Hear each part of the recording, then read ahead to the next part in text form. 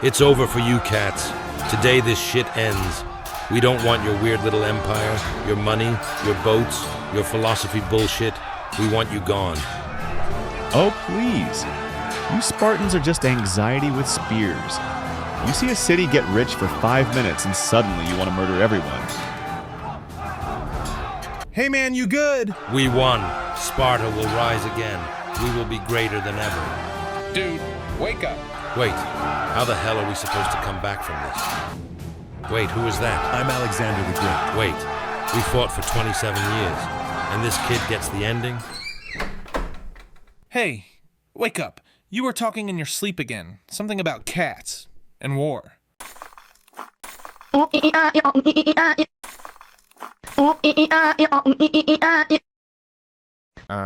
You really want to know? You really, really want to know? How much time do we got before you sober up again? Screw it. I'll tell you the story myself. All right, first things first. What you saw was a war between Athens and Sparta. But before we get to that whole dumpster fire, we gotta rewind a bit. See, the world back then didn't work like today. There were no countries, no United Nations, no global economy, just a bunch of angry little city-states trying not to kill each other every 5 minutes. And in the middle of all this chaos, 2 cities ran the whole show. Athens, the rich nerds, Sparta, the muscle. 2 cities. Polar opposites. 1 peninsula. What could possibly go wrong? All right, so here's where it gets fun. Out of all these idiots, 1 city ran the whole damn playground. You want to know who? You know what? Forget it. Let me just introduce you. Buddy, meet Mr. Sparta. So, you want to know who I am, buddy? I am Sparta. I am not rich. I am not pretty. I do not write poetry at dinner. Dinner is meat and silence. My sons begin training to kill at age 7. While your soft Athenian neighbors teach their children the alphabet, my children learn how many ways to drive a spear through a man without breaking it. For 200 years, no army on land has defeated mine. 200 years. I do not build walls around my city. Why would I? My men are the walls. The other cities call me leader of the Peloponnesian League. A name, a piece of paper. The truth is simpler. They follow me because they have eyes. They do as I say, and I do not ruin their week. This is power, real power, not gold, not poetry, not the love of frightened merchants. Power is the spear. Power is the fear. Power is the order I keep, because no one is mad enough to break it. This is what your kind once called a hegemon. Yeah, that's the classic recipe, champ. Military dominance, fear, stability, old-school hegemonic power. Sounds awesome, right? Yeah, until somebody richer shows up and ruins everything. And right around that time, on the other side of the peninsula, somebody was getting interesting. Now Sparta was a brick to the face. Honest. Brutal. You knew what you were getting. This one? This one's a piece of work. Buddy, meet Mr. Athens. Ah, good evening. Forgive my brother in bronze. Sparta means well, in his own limited way. I am Athens, and I rule rather differently. My weapons are not spears. My weapons are ideas, ships, coin, beauty, philosophy, democracy, which I invented, by the way. You're welcome.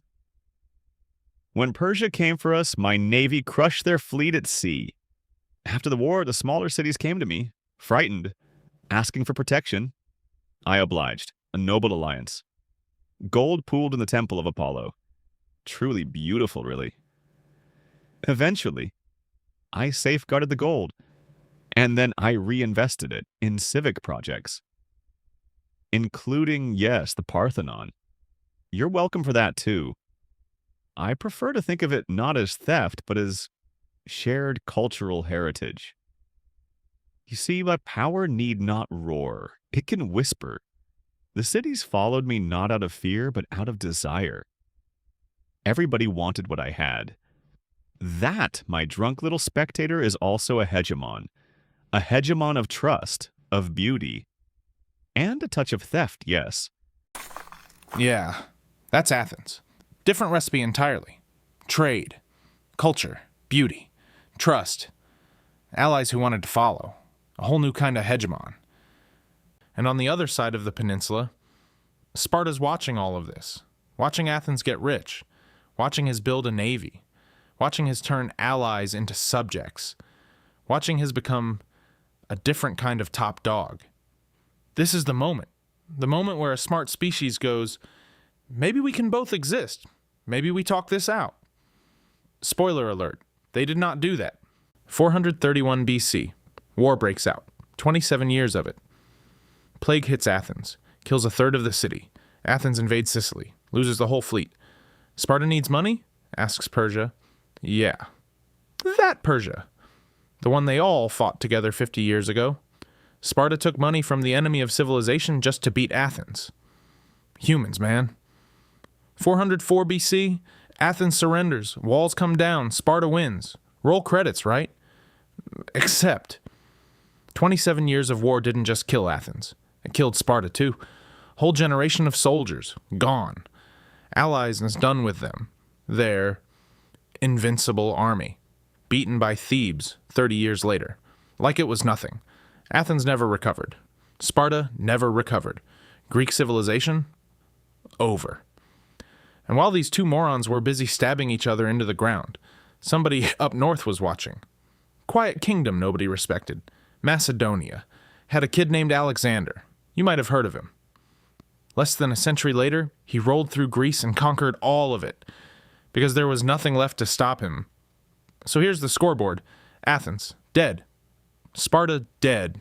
The actual winner, a teenager from a kingdom they made fun of. Nobody won that war. And that, my drunk friend, is what historians would later call Thucydides' Trap. When the old top dog gets so scared of the new rising power, that war becomes inevitable, and everybody loses. The funny part? Humans never figured out how to stop it. You're still doing it. Here's the part where you think humans got smarter. They didn't. Harvard guy, Graham Allison, he went back 500 years and counted every time a new power rose up to challenge an old one. 16 times. Want to guess how many ended in war? 12? 3 out of 4 times, humans picked the murder option. Napoleon versus Britain. 12 years of war. Ends with him on a rock in the ocean talking to himself. Prussia versus France. 6 months. Paris starving. France loses a chunk of itself for 50 years. Japan looks at China, the 2,000-year-old giant, and goes, I think I can take him. 1 year. China's done. Same story, different mustaches. The big one. 1914. Britain runs the world. Germany's the new kid, growing fast, building a navy that says, hey, Britain, maybe sit down. And get this. The two kings? Cousins. Same grandma. Wrote each other letters. Dear Willie. Dear Nicky. Economists swore war was impossible. Too connected. Nobody's that dumb. 1 assassination. 5 weeks. 20 million dead. 4 empires erased. And nobody wanted it. The trains were already moving. The system drove itself. Welcome to the show, champ. But hey, 4 out of 16, they actually figured it out. And one of them is my favorite story in the whole pile. 1890s. Britain's been king of the world for a century. And across the ocean, America's getting huge. Bigger factories, bigger economy. Already outproducing Britain. By every rule on that wall, this is supposed to end in fire. British Navy versus American Navy. Atlantic in flames. You know the script by now. They didn't do it. Here's the thing everyone gets wrong. People think Britain backed down because they were weak. They weren't. Britain still had the biggest navy on Earth. Britain did something almost no empire in history has ever done. They did the math. They looked at America's factories, America's population, America's growth. And the British admirals went, yeah, if we fight these guys, maybe we win today. But in 20 years, we lose. Badly. Every time. So why start a fight you're guaranteed to lose later? And then the British Prime Minister said something that still gives me chills. He basically said, it's sad, but America's going to pass us, and nothing can stop it now. We could have crushed them back when they were small and fighting their civil war. We didn't. And you don't get a second chance to strangle a giant while it's still a baby. Cold, but honest. So instead of a war, Britain just went, you know what? Take it, cousin. Take the seas. Take the century. Just don't shoot us. And America went, deal. No war. No invasion. No millions dead. Just a handshake. They called it the special relationship. Been best friends ever since. Fought side by side in 2 world wars. That's the part that matters, buddy. Peace wasn't luck. Peace was a choice. One empire was smart enough to count the cards and fold before the table caught fire. Bingo. 25% of the time, somebody's smart enough to choose it. The other 75? Fire. So that's the scoreboard. 500 years, 16 times, 12 fires, 4 handshakes. Old power gets scared. New power gets cocky. Both sides swear they're the reasonable one. And right now, outside this window, while you're getting drunk on a Tuesday, number 17 is being written. United States, China. This is the part you need to hear. Look outside. Cars, lights, people arguing online about nothing. Looks normal, right? Looks like nothing's happening. That's the trick, buddy. This time the war doesn't look like a war. One corner, the United States. Old champ. Biggest economy for a century. Runs the money, runs the oceans. Sparta with aircraft carriers. Other corner, China. 40 years ago, dirt poor. Today, factory of the planet. Building cities and navies faster than anyone in history. The new kid. Rising scary fast. But last 16 times you could see the fight coming. Tanks. Navies. Lining up. This time the whole war is fought over stuff you can't even see. Most important object on Earth right now. Not a bomb. This. A computer chip. Smaller than your fingernail. Your phone, your car, your bank, fighter jets. Every piece of AI. All of it runs on these. No chips. The modern world just stops. And the most advanced ones, the ones AI actually needs, over 90% are made on one island. Taiwan, one company. 90% of the brains of the future, made on an island the size of a sneeze. All of it. They call it the Silicon Shield. Now here's the problem. China says Taiwan belongs to China. Taiwan says it doesn't. America says it'll help defend it. Old champ, new kids, and the most valuable island on Earth sitting right in the middle. What could go wrong? But chips are just one front. Want to know the real battlefield? Trust. Sounds soft. It's not. Money is just trust. A dollar's worth something only because everyone agrees it is. And for a century, the planet trusted one currency, the US dollar. Right now, about 56% of all the money governments save is in dollars. China's currency? Less than 2. That's not an army. That's trust, built over 100 years. But trust is like a reputation, champ. Takes a lifetime to build. And one stupid night to lose. No reason. America uses that trust like a weapon. Want our dollars, our chips, our banks, play by our rules? So the world starts thinking, maybe I shouldn't keep all my eggs in the American basket. Dollar used to be 70%. Now 56 and slipping. Meanwhile, China goes, need a port? A railway?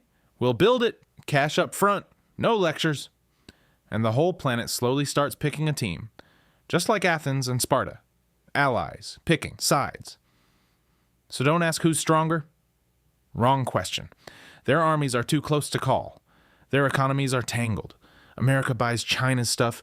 China holds America's money. Just like the cousins in 1914 who were too connected to fight. The real question is, which way is the world leaning? Where's the money flowing? Who do countries trust to build their roads and make their chips? That decides who's rising, not the army. And right now, it's close. Genuinely close.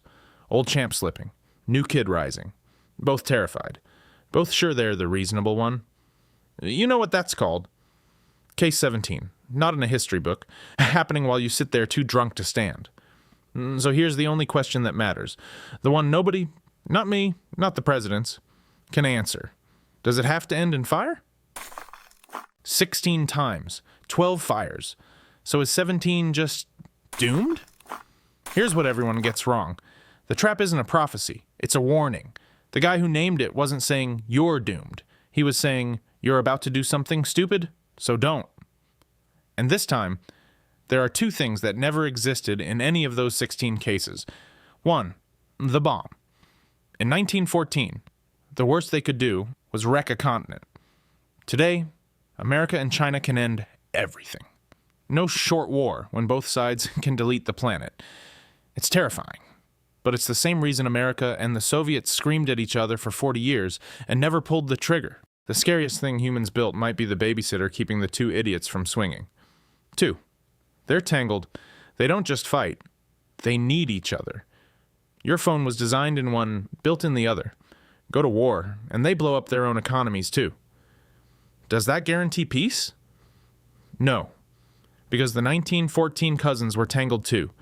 Everyone swore they couldn't fight. They fought anyway. Yeah, that's basically the whole story of your species. So here's where I land. It's not satisfying. Sorry.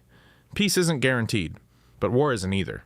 Every one of those 16 times, there was no machine forcing it, just scared people making choices. 4 times, someone chose to fold. 12 times, someone chose fear. It was never destiny. It was always a choice, which means 17 is a choice too, still being made right now. One last thing, the part nobody likes. Remember how Athens and Sparta ended? Neither won. They beat each other into the ground. And a kid from a kingdom they laughed at walked in and took everything. Alexander. The winner was the guy nobody was watching. So before you pick Team America or Team China, ask yourself, who's the Alexander this time? Some technology nobody's ready for? Some problem? A virus? A climate? A machine? That doesn't care which flag you wave. The trap doesn't just catch the loser. Sometimes it eats both players and hands the world to someone who wasn't even at the table. You asked what your dream meant. Dogs and cats. War. It means your stupid monkey brain already knows this story. You've just been too distracted to look. Will 17 end in fire? I don't know, champ. Nobody does. It depends on a million choices made by scared people who all think they're the reasonable one. So I'll throw it to you. Yeah, you. On the bed. You've seen the whole pattern now. What do you think happens? And what are you going to do about the world you actually live in? Anyway, it's probably time for you to go back to normal. See you around, buddy. Next time you have another weird dream.